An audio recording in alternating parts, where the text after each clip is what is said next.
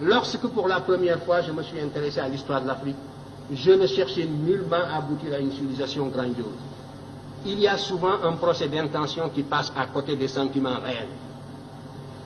Vous ne trouverez jamais, on fausse même la psychologie humaine, vous ne trouverez jamais un peuple qui admire l'histoire d'un autre peuple. Prenez la Serbie, prenez n'importe quel peuple de l'Europe centrale. Ce que le peuple de l'Europe centrale voudrait, c'est de refaire le chemin humble que ses ancêtres ont suivi, de retrouver le lien conducteur, le fil ténu qui le lie à ses ancêtres les plus lointains, quel que soit le caractère humble de l'expérience que ces peuples ont vécu, que ces ancêtres ont vécu, de pouvoir retrouver la somme de ses réussites, de ses succès et de ses échecs, parce qu'il est fait de tout cela. De la même façon, ce qui m'intéressait, c'était de remonter l'Afrique. Moi, quand je m'occupais d'histoire, nous étions presque une génération spontanée. On nous disait que le nègre de grande taille n'était pas un indigène de l'Afrique. C'était les théories, justement, de Rivet qui étaient en vigueur. L'Afrique était peuplée à partir de l'Océanie. Donc, le noir que vous êtes et moi, nous sommes des occupants. Nous sommes des étrangers qui sont venus sur un sol qui nous est étranger. Les seuls habitants de ce pays, c'était les Pygmées. Le noir a devancé le blanc est venu, s'il est plus fort, il évince le noir qui est un étranger comme lui. Voilà les théories qui étaient en vigueur. Quant à l'origine réelle du noir, ça se perdait dans la nuit des temps. Et notre histoire était enseignée avec des dates qui apparaissaient comme des contes d'épicier. Alors, devant une telle situation, la seule chose qui m'intéressait, c'était, j'étais habité par la certitude, a priori, que nous sommes là, sur ce continent, en même temps que les autres, que nous avons toujours vécu ici, que nous sommes des Noirs capables, des hommes capables, aussi capables que les autres. C'était la seule chose que l'on pouvait supposer a priori. Et ce qui m'intéressait, c'était donc de retrouver ce chemin humble qui me conduirait à nos ancêtres les plus lointains. Et quand je suis tombé sur l'Égypte, mes camarades le savent de ma génération, j'étais gêné. Ça ne m'intéressait absolument pas de tomber sur l'Égypte, pour ce que je cherchais. C'est le fil conducteur, c'est la continuité, c'est la restauration de la conscience historique qui m'intéressait. C'est cette conscience historique qui est le ciment, qui réunit les individus d'un peuple, qui fait qu'un peuple n'est pas une population, un agrégat d'individus sans lien. C'est ce sentiment historique seulement que je voulais restituer, restaurer. Et je ne pouvais pas non plus, en aboutissant à l'Égypte, falsifier l'histoire par complaisance, pour être dans le vraisemblable du moment. C'était tout. Alors, on me demande... Oui, le motif de déplacement, les migrations, vous savez, les migrations, il y a toujours une pression matérielle, soit des intempéries, phénomènes climatiques, sécheresse comme au Sahara, voilà, nous le savons. J'ai identifié plusieurs voies de migration. Le Sahara, à partir de moins 7000, j'ai établi des datations au C14, qui nous donnent un Sahara qui commence à se désertifier vers moins 7000, même, oui, j'ai trouvé même des dates de moins 8000. Donc, à partir de là, le Sahara se désertifie. Les populations qui étaient plus au nord sont montées vers l'Afrique du Nord. Et les Noirs qui sont en Afrique du Nord, ce ne sont pas seulement des Noirs qui sont allés là-bas du fait de l'esclavage du Moyen-Âge. Ils font partie aussi d'une source très ancienne. Et les populations qui étaient plus au sud sont descendues. C'est les Proto-Vangara qui sont descendus vers le sud, d'autres sont allés vers l'est. Donc, il y a là une cause climatique de déplacement de peuples.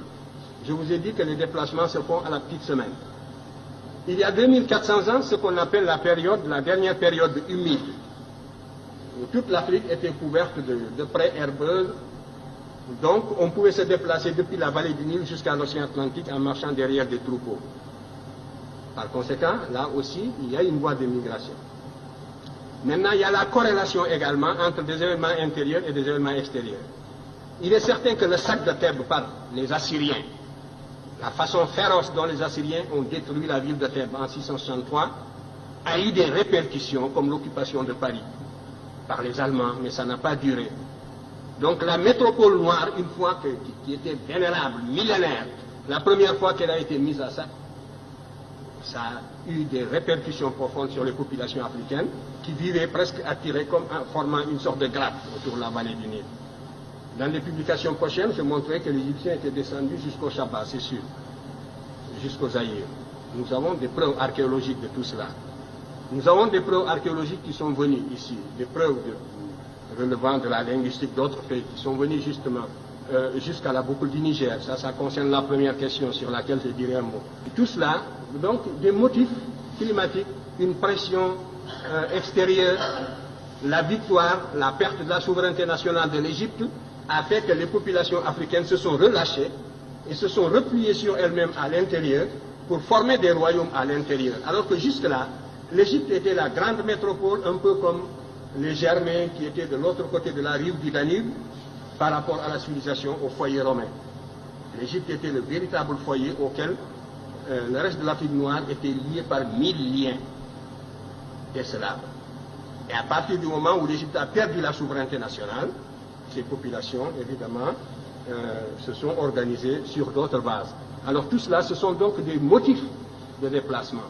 Pour l'histoire, la période la plus proche. Donc pour la plus ancienne, il devait en être ainsi. Les variations climatiques, on peut les cerner par la paléoclimatologie.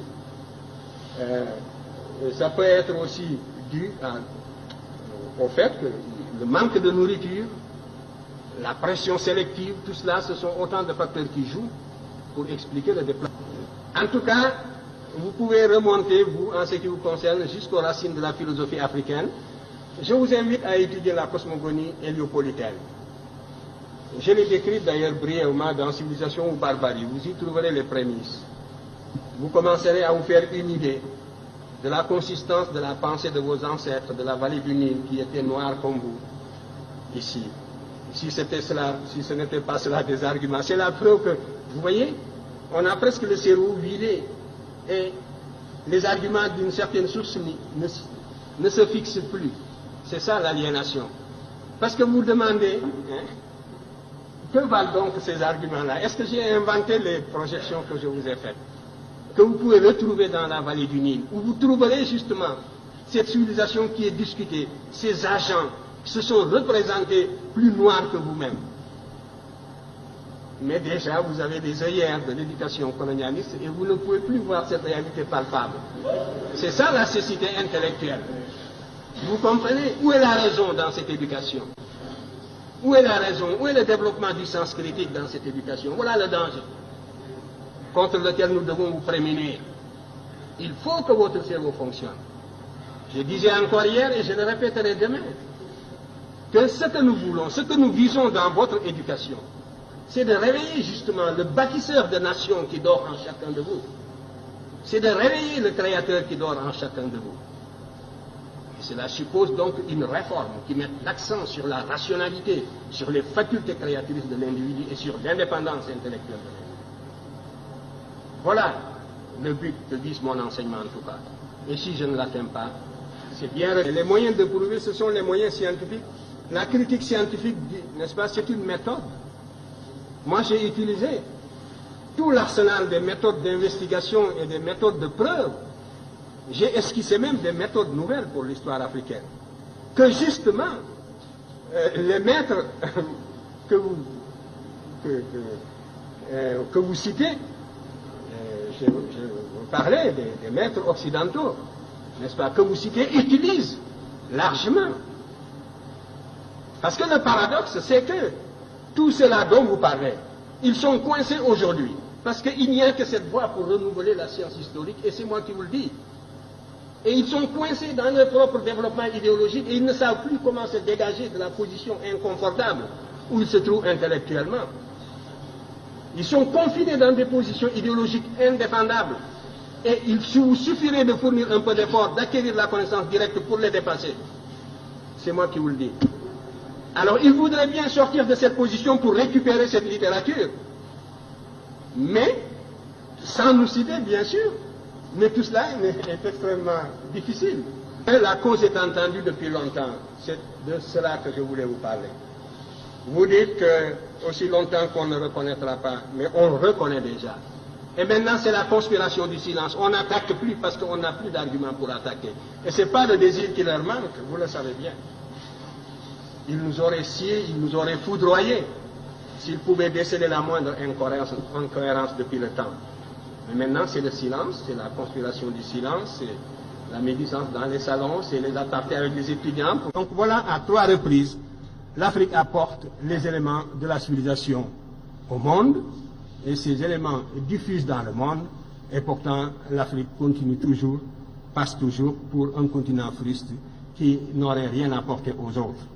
De restaurer cette conscience historique continentale africaine, de l'intégrer dans l'enseignement, c'est un facteur de cohésion, mettre l'ensemble des peuples africains à l'abri de toutes les formes d'agression culturelle. C'est le seul intérêt que présente une question comme celle-là, et c'est à une œuvre d'intégration de ce genre.